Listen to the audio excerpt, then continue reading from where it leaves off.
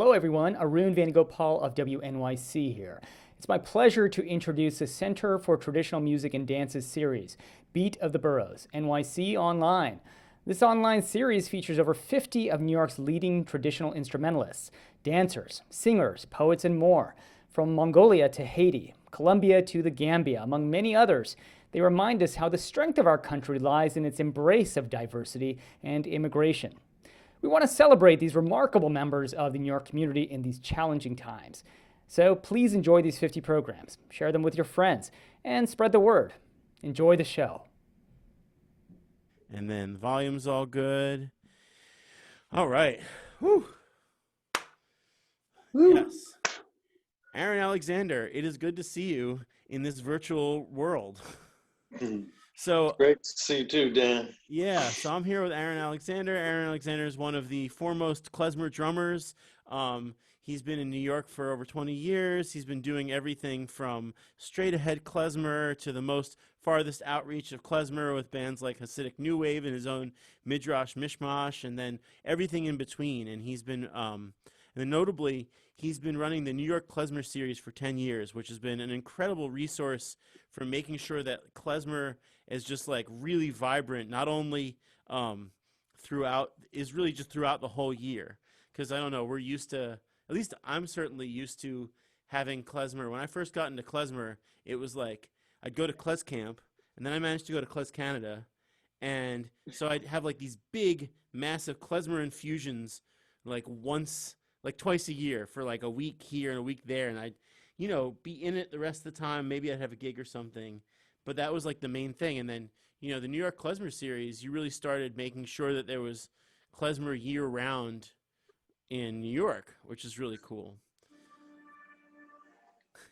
So yeah, that was the point. Yeah, and you've done it. It's really awesome. And you've kept it going through a lot, that's for sure. With a lot of help from a lot of people. As every good endeavor should be.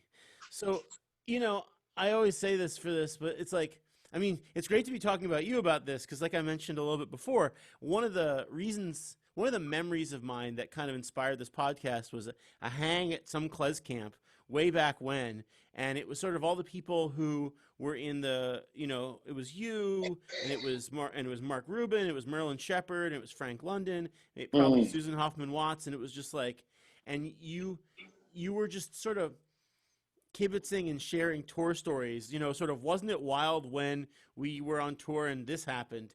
And some of those got pretty wild, I think. But I think I was probably 19 or 20 or 21, just going like, I was in awe of you all as musicians. I was in awe of the music you were making. You were the young hotshot coming in. I did not. It's so funny about how, either it's like hindsight is one thing, but also the way other people see you versus the way you see yourself, I definitely was young. That's for sure. On that. But, yeah, and it was just something about, because first of all, it was really late at night. Second of all, I think you were all drinking, probably some other stuff, maybe, I don't know, who knows. But, and the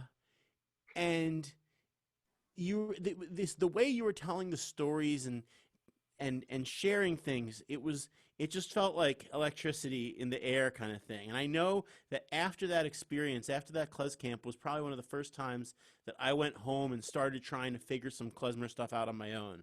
I remember I learned the Russian share on trombone, and there was something I couldn't tell you exactly. It's, the whole Klez camp was so magical, or the Klez, these klezmer programs. But it was something about like that sense of the hang, like, and I didn't know it was called that, but people talk about this all the time, right? It's like, and yeah. I like to start here because if there's anything that's been devastated by this like COVID-19 nonsense, it's the hang, right? It's like, that's the real thing, maybe you figure out how to do some kind of performance with your friends, you record video, but you're not going to the bar afterwards. You're not going out for dinner after the show. You're not like going to the diner in the middle of the night and just, man, have you heard the new whatever? And it's you're sitting in your living room online. Some people have managed to make a Zoom hang out of it, but it's harder. There was something about, like, there's like something spontaneous about it. I mean, do you like, you know, when you moved to New York, did you feel like that was something, or was that something that was always part of your life, or did you feel like there were times in your life when that was like real, like the hang was like a really big part of your Well, music experience? actually, yeah, long before I moved to New York, I would hang in Seattle. The hang was at Jazz Alley, or the hang was at the OK Hotel, or I mean, so it's always been a part of the music. Um, I want community. You would hang at your friends' shows and support. I mean, especially with creative music, a lot of times, most of the people in the audience are other musicians hanging and checking you out, or you're supporting each other. And um, the Knitting Factory was really like that. A lot of the people that would come to shows would be other musicians who were playing there. And when I moved to New York, for sure, the hang was sort of where you met people, how you made connections. I think that's how I ended up getting in Hasidic New Wave, because I moved to New York and I was hanging at the Knitting Factory, and I think Frank was hanging out one day, and you know how Frank, he's like, "Oh, I need a new drummer for this band. Oh, Aaron's here. Yeah, yeah. It You is. play klezmer, right?" Yeah, right. Because we met in Seattle at a klezmatics gig Oh, cool. when I was playing with the Mazel Tones, and then I moved to New York, and so and other jazz gigs that I had around that time too. They came out of the hang. Yeah, I think that's a vital part of. And actually, I have to say, having kids now and having to get up early and not making the hang as much has probably been as painful part of, but it's offset with other wonderful things. But Yeah, of yes, the course. hang. No, it's just like it's amazing how much stuff comes of just being around and like meeting people and just, you know, building that sense of community, sense of shared practice. Like, I mean, so right, so like you've been involved in so many different genres of music in your life, and like, well, I don't like to think of genres for this kind of conversation. I'm thinking more like scenes, right? Like, you know, you have like the sort of New York and international klezmer scene that you're like, you know, really well known in now, and then you have, you know, there's sort of like the different iterations of that, or the connections between like the jazz scene or the downtown New York scene, which was something else, and it's like, and then and then before that, I know you have a lot of history playing some serious punk rock, you know, stuff. Well, yeah, for a few years. I mean, Well, it you was know, more of a high school thing for me. Like there was a scene at that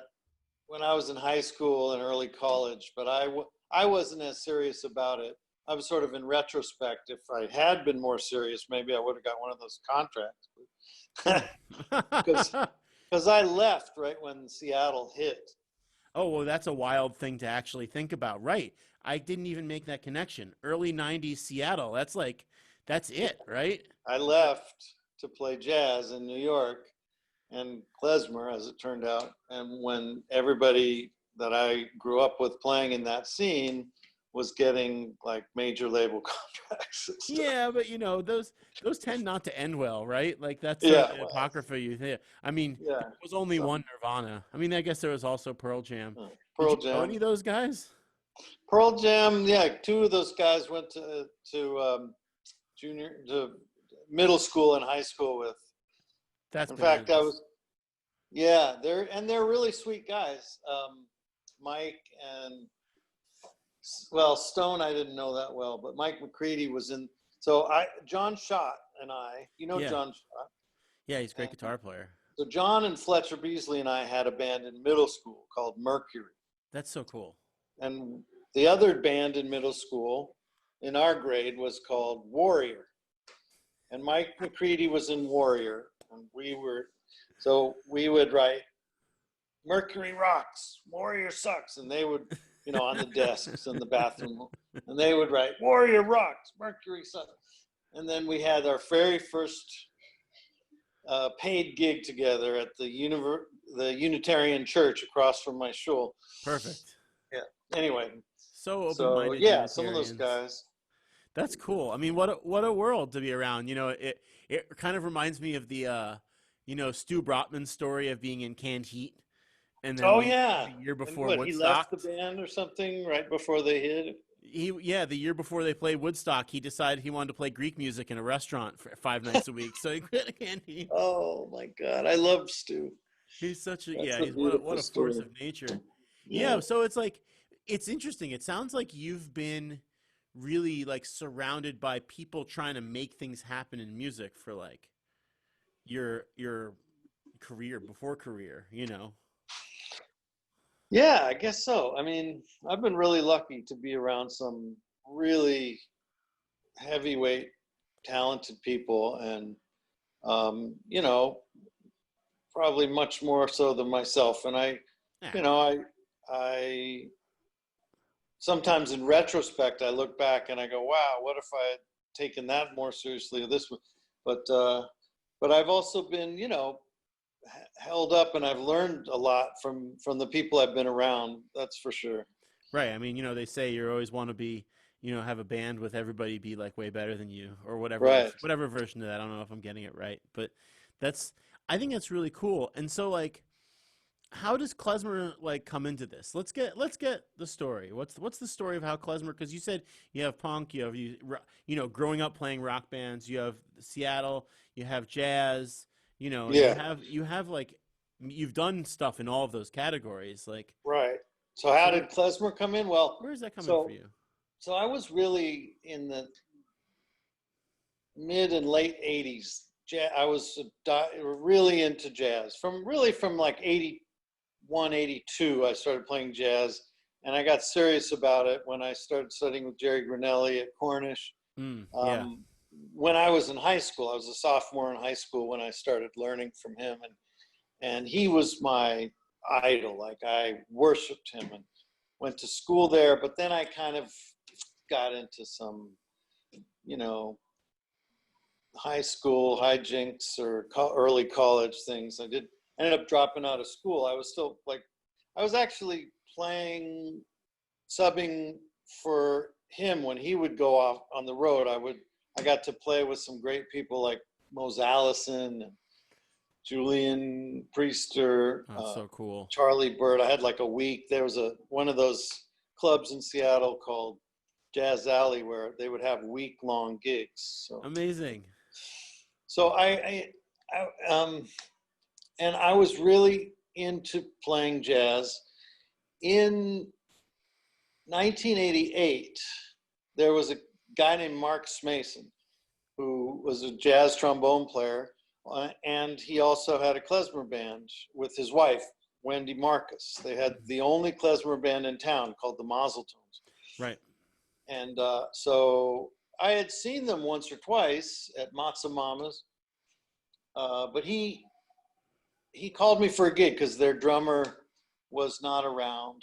The gig was at On the Boards, sort of performance art space in Seattle, and there was a Vietnamese choreographer doing a modern dance piece to a compilation of klezmorim, and I think there was also a tune or two from Pete Sokolo's original klezmer jazz band.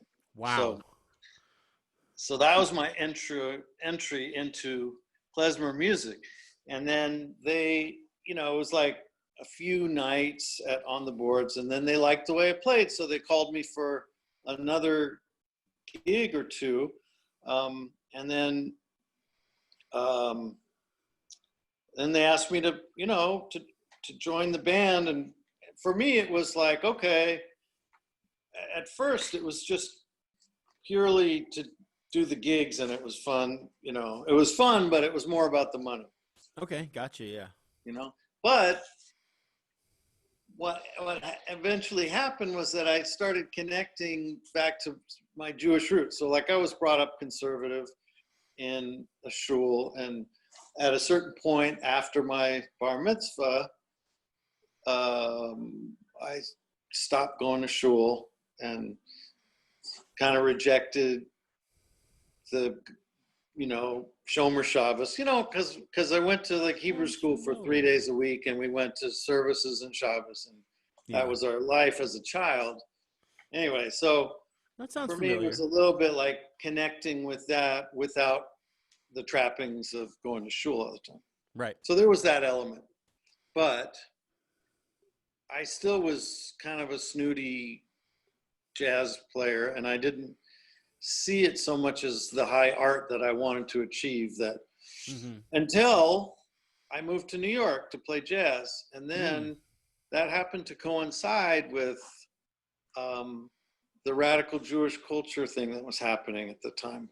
Yeah, you moved in when? I moved in 93. That's right, when that was exploding, right? Yeah. So what was it like? Masada had like a 3-week gig at that place on St. Mark's. What was it called? It was like a Middle Eastern restaurant. Oh, I don't know. God, it was amazing. So I went to see them a few times. Wow. And, Zorn, Dave Douglas was doing his thing with Don Byron, the music of Mickey Katz. Right. It was really, and Hasidic New Wave was going. And then there was also a Paradox Trio. So I was connected with Brad Shepik because we had a band called Babkas. It was really Brad. Oh, cool. And Brad and Mike Streen, who were my close friends, who I moved to New York and stayed on their couch until I decided to move here. Oh, wow. Yeah. And Brad found me an apartment and yeah. That's so cool. It just feels, I mean, this is the music and the era that I was enamored with when I first started finding out about music. I mean, I can tell you, like, it's funny that you mentioned those Seattle folks, because for me, the first piece of real avant-garde jazz that I ever heard was on the Philly radio in 2002, and it was a Kwang Vu record with John Hollenbeck and and Stone Takeshi, and there was just this one song that like just really kicked my ass, and it was on the radio. And it's funny because I actually know the radio DJ pretty well now, and like it's like one of those wild stories, because before that I think all I had heard was like Art Blakey, and I think I'd seen the Dave Holland Quintet, which is like modern, nice, very good concert jazz, right? And it was like there was something. I mean, not to put it down in any way, it just didn't have like. This was like a different edge that I had no idea, and I was like, so crazy. Really? Oh, that's really interesting. Yeah.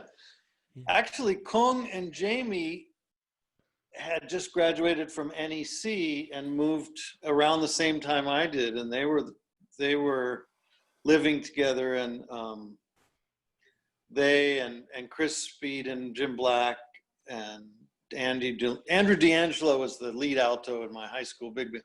Oh, no kidding. There you go. Yeah. So I knew them from the scene, and so we would do jam sessions at their house and stuff sometimes. So they were all in that sort of Brooklyn Park Slope, Windsor Terrace, Prospect Heights scene that I sort of moved into when I first moved here, and those guys are, God bless them. They're badass mofos, right? They're really beautiful musicians and sweet cats. Yeah. So it's interesting. So you said like as you started playing more klezmer gigs, you started relating it more to being Jewish as opposed to being a musician who plays gigs. Well, there was an aspect of that. Yeah, there was definitely. And I remember actually having, I had been getting into Buddhism partly through Jerry Grinelli, and he was very into the Trungpa Rinpoche Shambhala scene, and I had been getting into that too. I mean, and it's, it peripherally connects to the music, but it also connects to who you are and how you live in the world. So it does have also a direct impact. And I remember having a kind of crisis of, am I doing this Buddhism, even though it wasn't really deep Buddhism, it was more of like a secular type Buddhism. But am I going to get into this? And it was during the time I was the Mazel tones, and or is it a monotheistic? Um, is it incompatible with? Oh yeah. You know what I Sure. mean? Yeah, you So got to go through this so I stuff. tried to get into like Jewish Buddhism with Arya Kaplan's books and all that. Never really did it for me, honestly. But I have a good friend who became a frum rabbi who really loves that, and I understand it. But the music was what did it for me. And was there a point that you can remember where you started sort of taking ownership of it on your own, maybe even starting to compose some things in the style, or even just saying like, what's really going on here? Yeah, there was, but it took me a while. I was really passive about it for a while Mm-hmm. until I would say even into like, maybe the second or third record of where Hasidic New Wave, when, there was a point around 95 when the Klezmatics asked me to sub when Dave Licht started having babies. Mm-hmm. And at right around the same 3 or 4 month period, Hasidic New Wave needed a new drummer, and I joined Hasidic New Wave, and we made our first record. And at that same point, Klezmer Fest with Greg Wall and Jordan Hirsch and Zevi Zients and Brian Glassman, they needed a new drummer for their it was a klezmer show basically that we would do in schools, Mm-hmm. and they were doing 3-4 days a week at Eldridge Street, bussing Wow. in school kids and doing this klezmer show.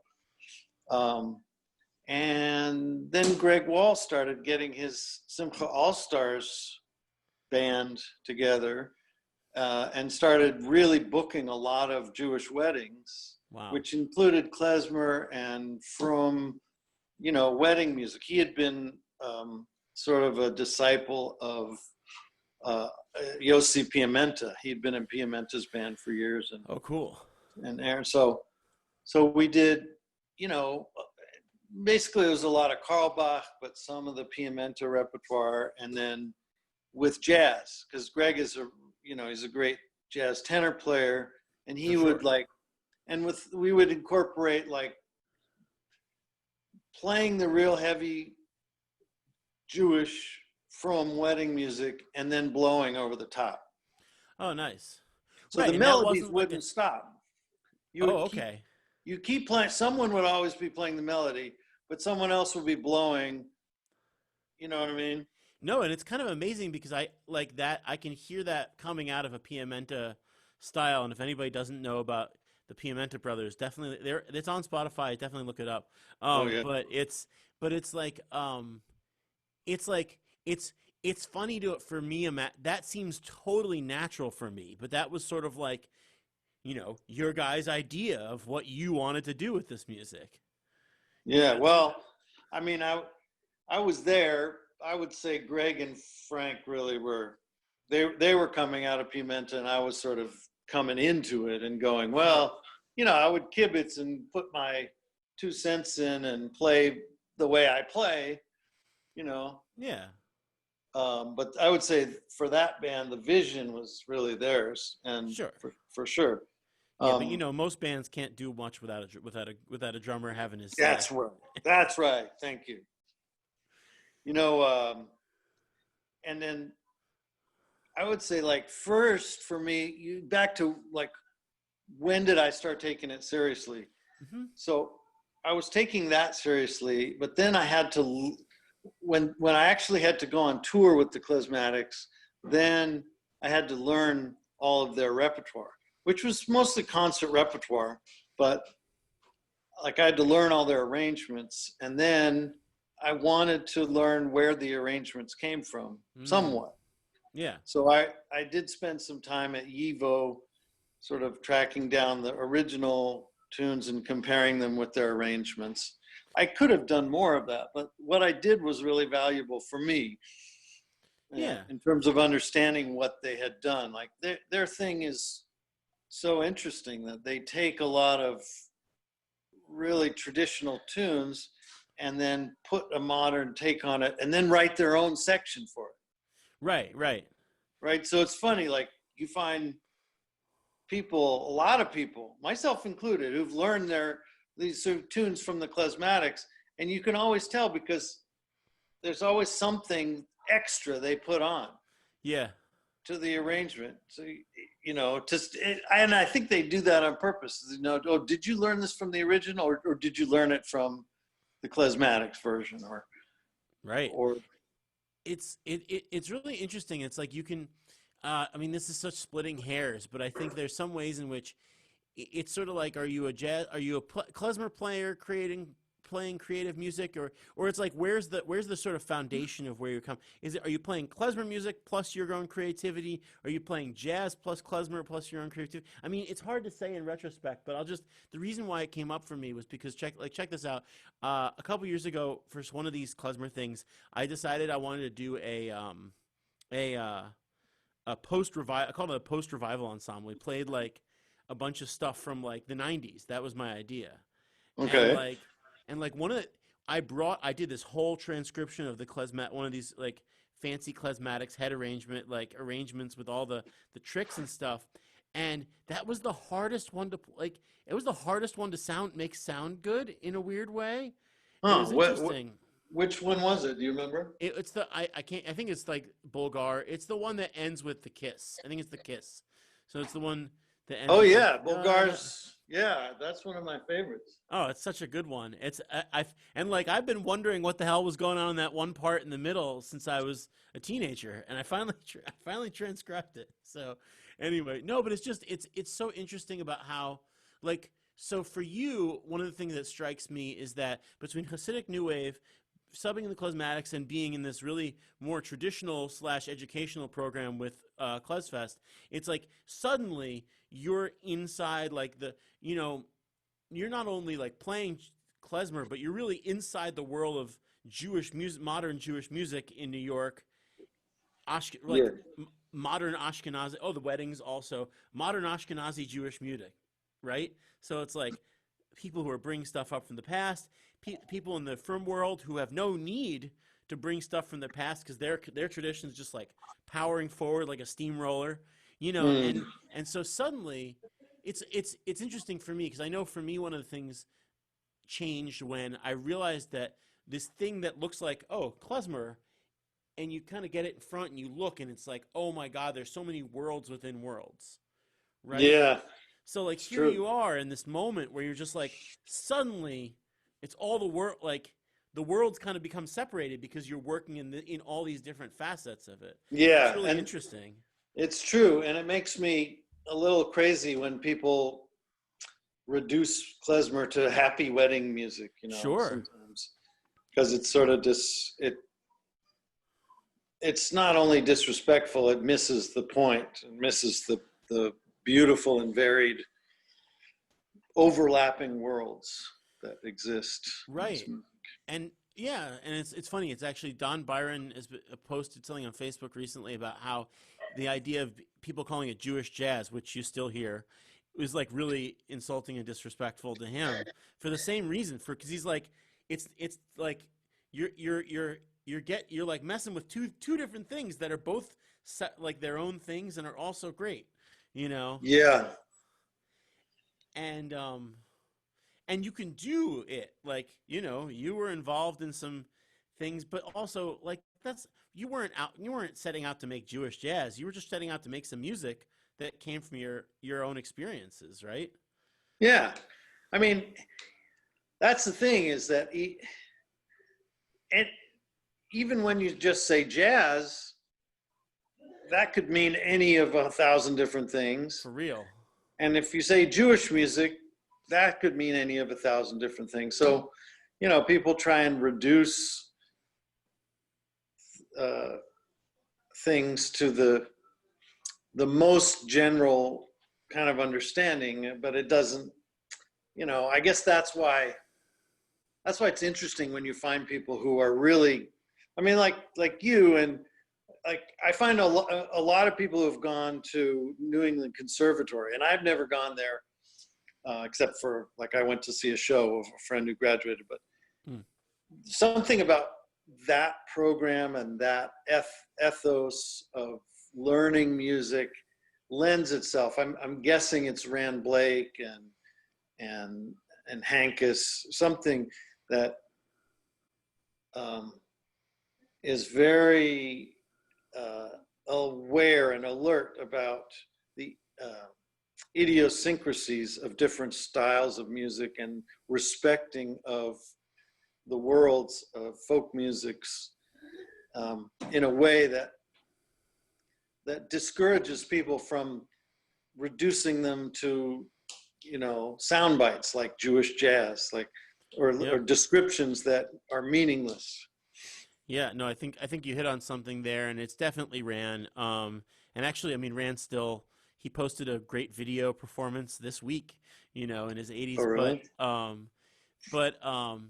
yeah, I think it's like I mean, I'll just like share my experience about it is that when I was in high school and middle school, I had a teacher who, through a combination of creativity and laziness, taught us a lot of music by ear. And so our jazz band learned everything by ear, even the concert band.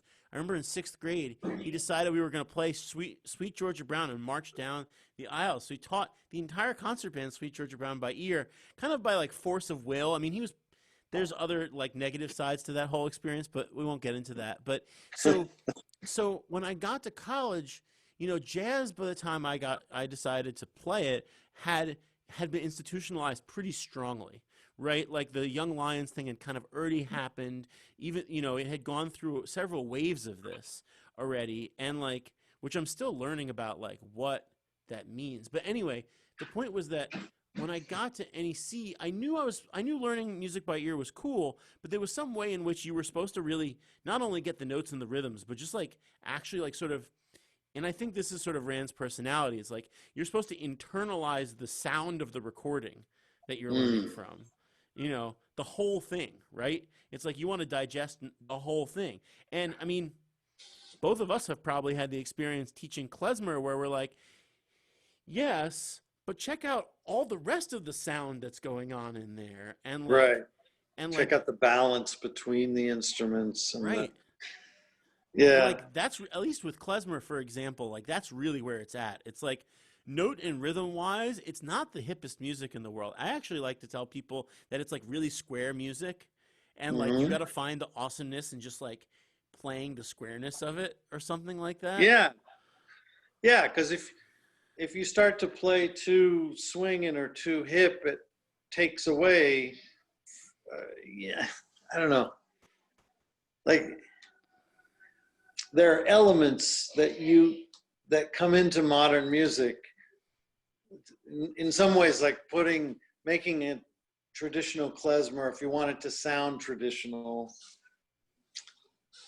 you have to remove other things that you might want to put in there, Sure, sure. I right? mean, I think that it's a very, I mean, for one thing that always struck me as I got into it was just, noticing how much of a European rhythmic sensibility, and I mean that from like a folk context. It's this kind of thing where you start realizing like, oh right, you think when you think European music, you think classical music, right? But like there was non-classical music happening the entire time, 17th, 18th, 19th centuries that we go, oh, well, music was this. But it's like, and I mean, you have specific examples like someone like Bartok or Stravinsky throwing in folk tunes and things like that, or even Bach in a way. But that's like, but there is I almost think of it as like a chamber approach to rhythm.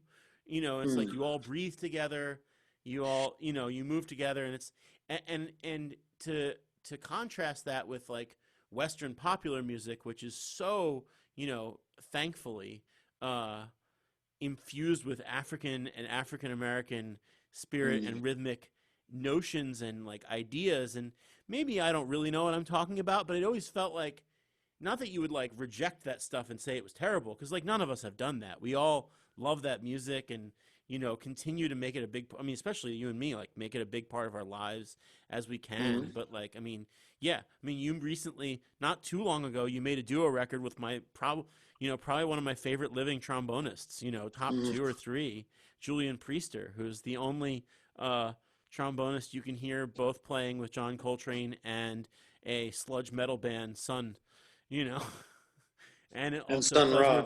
yeah, and Sun Ra, and klezmer drummer Aaron Alexander. No, but it's like it's just being able to navigate for me, I take a lot of pride and pleasure in being able to navigate those different spaces, and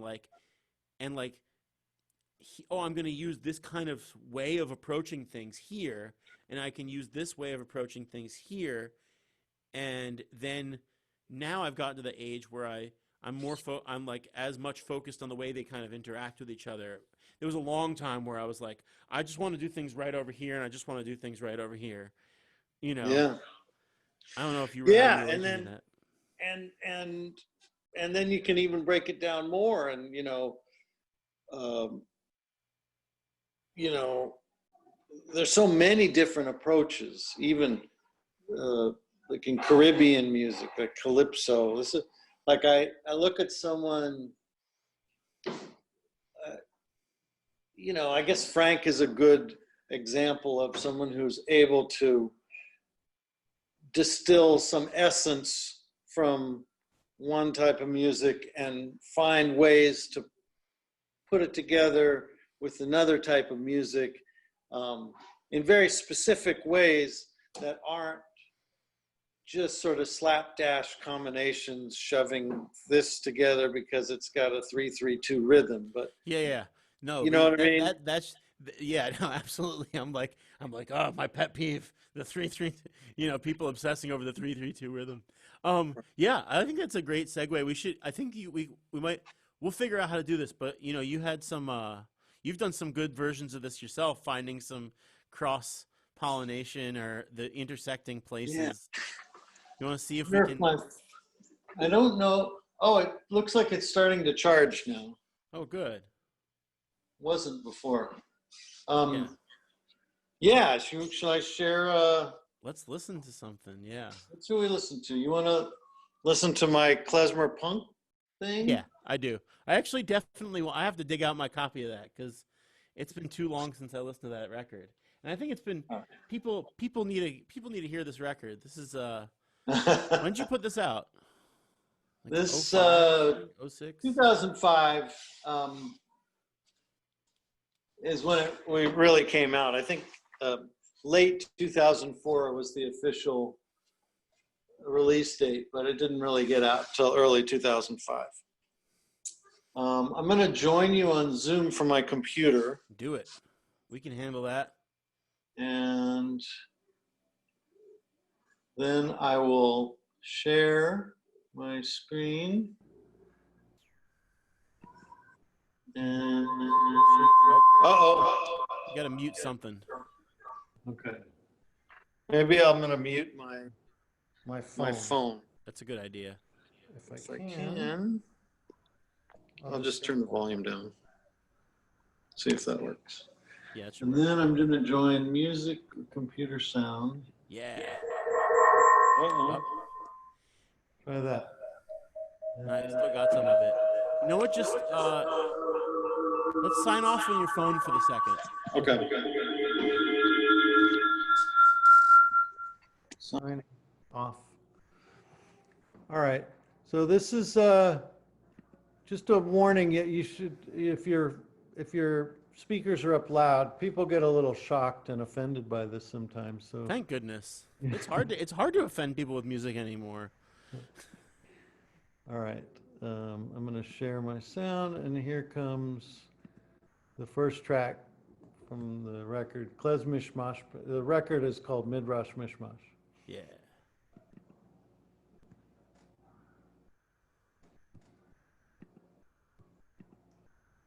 Is it playing?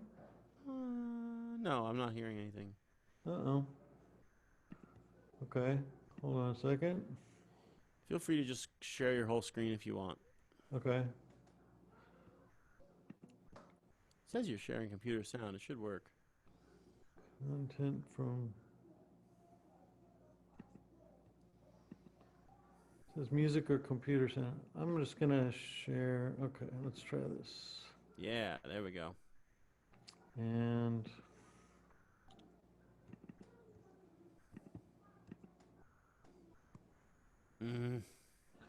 oh, we had this working before. Why I is know, it right? working now?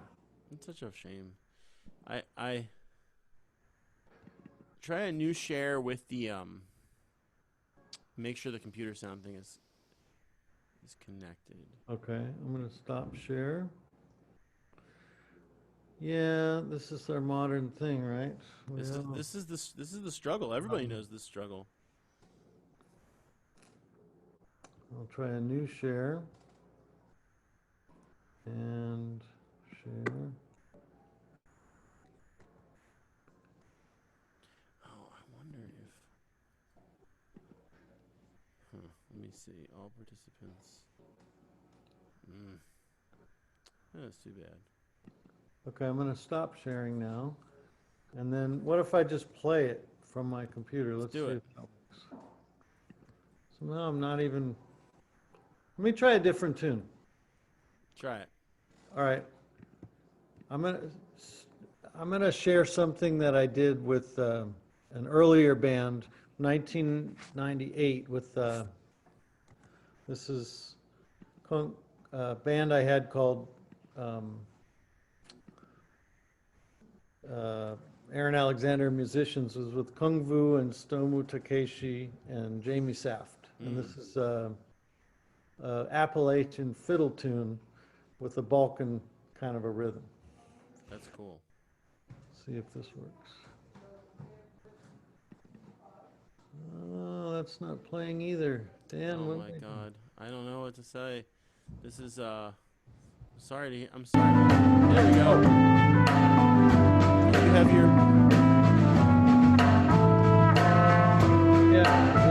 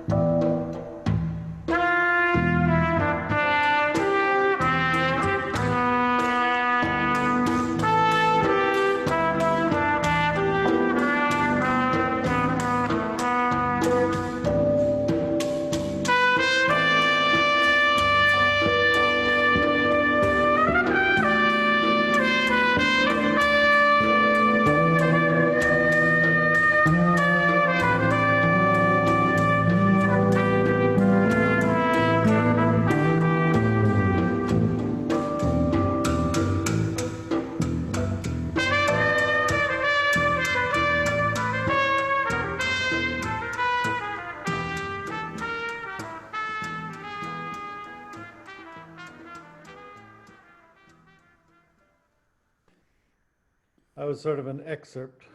That was great, Aaron. I'm so glad you shared that. I'm so glad you shared that. It's really lovely to hear that. It like not only brings me back sonically, just because you were saying like those at least two of those musicians are on the record that kind of got me excited about this stuff in the beginning, but also it's like it's really good. I don't know. You should think about mastering mastering it and throwing it up on Bandcamp for one of those days. Yeah, You maybe. know, just so people can hear it. I think it's like they're not coming to see. There's no gigs to come see these That's days. true, yeah. So I wanted to sort of like fast forward to the present a little bit and just think about like one of the things, some things that you're thinking about. Like one of the things that's been coming up for me in the last like 5 years or something is just how much. I mean, thinking just getting more interested. I mean, right now we're all thinking a lot about like uh, making the world a better place for people, making the world a just place for people, ending, white supremacy, things like that. And I came across this quote recently from an African theorist, like sort of philosopher, and it says, in the context of decolonized representation, innovation is as much about the coming into being of new relations to cultures and histories as it is to like, I mean, then paraphrasing, like as it is to like, coming up with the new thing, which I think is like something that we're always really obsessed with. And it put this kind of, I always wondered why I started getting really excited about, really interested in like the klezmer tradition and playing the klezmer tradition so seriously and, quote unquote traditionally. But let's say figuring out how to play it, let's say for Yiddish dancing, which is like not just traditionally, but it's functionally, right? You can't play for really true Yiddish dancing, or, you have to sort of play in a different way that you might if you were going to play in another setting or whatever. And that there's something sort of, I don't know, I always felt kind of radical doing it the whole time, and maybe that just means I felt like myself, but like, what's it been like? You spent 10 years fostering a pretty serious commitment to not only like the New York scene, but also like education, like there's classes and jamming. You've built up like a really solid core of people, and then like what's it been like in this phase of having done things like that, you know? Well, um, I think we probably could have done more as far as being political, as far as fostering relationships with other Mm, communities and yeah, that's groups. I fair. mean, you know, um, I was always trying to create a place for klezmer music in New York and sort of like recreate the experience of, or a taste of the experience of Klez Camp and Klez Canada, like once a week, where we'd have workshops and concerts and jam sessions and dance parties. Um, but it was pretty insular. Like it wasn't insular that no one could come if they knew about it. There were times when I really wanted to uh, connect. I actually made an approach to Workman's Circle to try and get them involved in doing, because my kids go to the Workman's Circle Shul, and I wanted to have it be more of an activist, like a place where activism could happen more. Hmm. I've never been like an activist leader per se. I'll go to my marches and things, and but there are people like Ira Conan Temple and Jenny Romaine, people who are out there on the streets every day who are like, I think Kenny Wallison is pretty active in that. Yeah, and that's this is And I there's a room respect for that. all of it. Oh yeah, but there's I think there's something so nice. Like I know that like the work that I've done delving into klezmer music has like been really useful to other people who maybe even including people who have a different focus around activism that's maybe more active on the street than I at least have been able to recently. But that's a whole nother story. And like uh, it's something. There's something about like I don't know. I mean, the klezmer world has always kind of had its connection to it, but I almost think it was just like, I know every time I come up and like do a klezmer series show, I'm always like, wow, look at this family here. Like it's like it's just like a family, and they know the tunes, and like the people show up, and you see, and you start to make for like you're like, oh hey, so and so's here, and this is like, one of the things about klezmer music is we always had to create our own, at least in our experience of it, like we had to create our own little shtetlich and like our own little like small communities, because otherwise it wasn't there. You could play Jewish, especially in New York. You could make a living playing Jewish music, but you couldn't. You had to still kind of create. If you wanted to play some of these sort of old klezmer tunes and these kind of klezmer tunes that we love, you still have to kind of make it happen. Yeah. Yeah, you kind of create your own venues for doing so, because there's not a club that's going to be having klezmer music every night or something. Yeah. Yeah. But wouldn't that be interesting? Yeah, right. The klezmer club, like a jazz club, but klezmer night. Yeah, maybe someday. Who knows if there'll be anything every night anymore? But knock on from your lips to God's ears, as they say. Well, they can have that in Krakow. Yeah, that's right. Pork chulin. I love the Krakow festival. Oh, me too. Me too. It was it's too bad these things don't happen. But yeah, I don't know. Like what's where are you at these days? Like where are you at musically speaking? Like what's on your mind? I'm kind of getting, with the pandemic, I've been at home for 3 months. Yeah, it's nuts. April, May, June, 4 months now. And I've been shedding every day, practicing drums, Actually, I've been getting into xylophone. Elaine awesome. Watts. I used to teach with Elaine, Yeah. I started, I guess, in 2003, when Frank's band, through Frank, I was invited up to Klez Canada, and I started co-teaching the klezmer drum workshops with her. And anyway, a while back, she sent me her dad's xylophone, and I'd made various attempts, a little here and a little there, but I actually called John Singer, who's, maybe the world's greatest ragtime xylophonist, but he also plays some klezmer, and you went to school with him, right? I know him from the school times, yeah. Badass. Total awesome. So he gave me some really great tips about how to practice and study. So I got that book, what the hell is it called? There's this book, it's like anyway, I've been shedding every day xylophone, but it's hard. My God, xylophone is very hard. And what I've realized is that, like, I also play violin. Right. Yeah. I've been shedding xylophone every day for an hour or two, and drums for an hour or two, and I'm getting back to fundamentals with drums, so that's been great, and shedding xylophone, and that's been great. And then I pull out the violin, and I'm like, I'm way more fluid at this than I am at xylophone, even though I'm a drummer. So I feel like I should be able to play xylophone, but it's a bear of an instrument.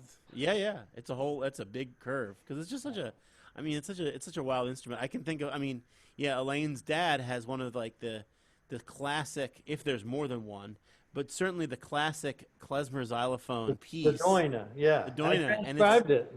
Oh, that's great. And it's so fierce, man. But it's wild, because you're dealing with this rubato piece that on an instrument that has no sustain, and you just roll, like incredible. The best rolls. Those are the best rolls. I love them so much. Yeah. But yeah, and that's great. Yeah, I can really relate to the idea of like trying to get back to fundamentals, because it's like what else do we have right now? We've got the kind of things that you want to stick to the stuff that got you going in the first place. And you know, on an instrumental level, on an inspirational level, like there's a lot of different things like that. This is cool. Oh, have you seen? I also I got some a cappella videos. Did I Oh ever? yeah, those are really well done. Nice work. I don't know if you want to play one of them. I mean, you know, people can check that out. People should go to your YouTube channel, your Facebook page. They can Yeah, find those. YouTube. No, I actually would really love to play. There's this one tune that you did. You actually re-recorded. It was on. Did you write this Serba for Midrash Mishmash? I did, yeah. And then, but you did it later with more of a, and that's how I learned it. And it was so funny because we were talking about this before we started, and you were like, "This tune." I was like, "Right, that tune," because you know, I don't know, sometime around when it came out, I think I played a couple of concerts, and you sent me the music, and I'm like, "Oh no, look at this terribly hard music." So I had to work really hard on it, but then it's as a result, like all those tunes, you say the name, and I'm like, "Right, that one, yeah, those are so good." I got to get my copy of that. But anyway, you re-recorded it with like sort of a traditional klezmer instrumentation later on, and I think it'd be awesome. In a different feel. And actually, Yeah. it was inspired by that band that you were in, the Other Europeans, when I subbed with you guys. Right, and that was great. So that was an unbelievable band. And Yeah. so when I got a chance to sub with you on that one tour Yes. and play with, and I bought one of Adam Stinga's records. And I learned, right, so the way they play the Serbas is different than the way a lot of klezmer people play Serbas, which is more of like a 3-against-2. Right, they just play For the threes. Moldovans, they play, it's like more like a swing. It's not exactly like a jazz swing, but it's like, so I re-recorded it with that kind of a feel. Nice. And I liked it better. Yeah, let's listen to that. Okay, let's see if that will play. Should I try the share screen again? I think that's the way to do it. Come on, baby, let's see if this works. Share. Where are you?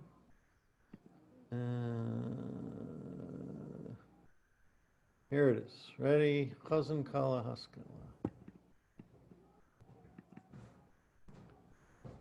Okay, that's Oh, not boy. working. Let me try it from another angle. Play. Okay, Ah, let me so- stop sharing and try and see if I can just play it. That's a good idea. Can you hear that? Yeah, I can hear that.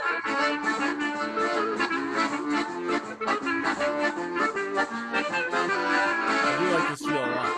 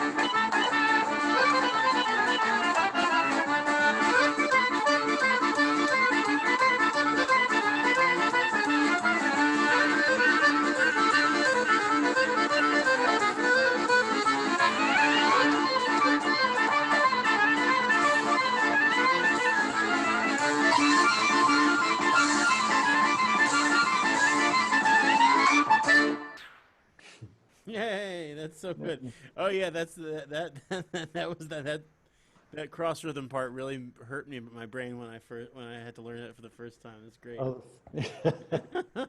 That's good. I really do like it in the new feel. And it's fun. Like it kind of all comes together like you were saying like with Greg Wall trying to improvise over this stuff and then you get people who can sort of figure out how to take some traditional modes and languages and turn it into an improvisational language or a solo or kind of like a language to take a jazz style solo or something like that. It's really cool. And yeah. it's kind of it feels like a lot of things coming around full circle in a way. The credit where credit's due. That's Patty Farrell on accordion and Mhm. Michael Winograd on clarinet. And Aaron Alexander on the drums. Yes. So I guess I think that sort of feels like a pretty cool spot to sort of wrap things up. And, obviously this is just the beginning, like, of us getting to talk. There's so many things that I would love to hear about, but, it's a really nice shape. What do you think? Yeah, yeah, this has been really nice. I really Awesome, Aaron. appreciate Yeah. you setting this up. Thank you. Oh, I'm glad. I'm glad we could do it. And, thanks to CTMD, Center for Traditional Music and Dance, Yeah, thank alongside you. that. And, yeah, at the very least, you can buy the Midrash Mishmash from Tzaddik Records website. You can definitely get you have a Bandcamp page for the, Um, or, no, but it's available on iTunes and Amazon, I think. If yeah, it's definitely on iTunes. you can also email me if you want for the Klez Messengers and some of my other stuff. I should Yeah. probably make a Bandcamp page. It's not the worst thing in the world. You can have fun with it. And you know what? You actually make a couple bucks. Yeah, okay. I'll make. I mean, and I buy a couple bucks. I mean, literally a couple bucks, but that's way more than the other streaming Yeah, platforms. right? So, Yeah. anyway, all right, very good. Thanks so Thank you much, for having Aaron. me. This is super fun. Thank you for doing these podcasts. I've listened to several of them. It's really a great Oh, resource for the community. awesome. Yeah. Thanks, man. I appreciate it. All right, here we go. Stopping. All right.